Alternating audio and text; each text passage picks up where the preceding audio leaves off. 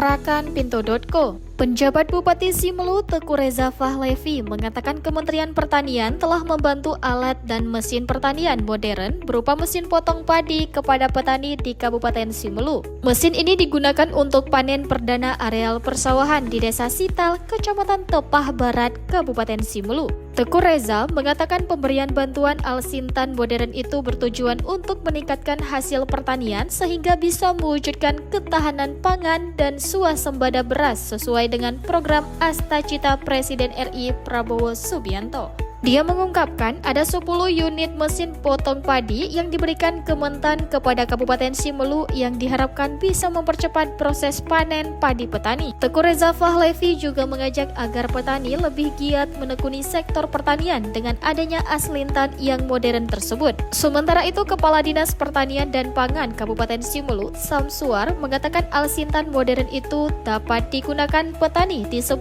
kecamatan di Kabupaten Kepulauan di Samudra Hindia tersebut.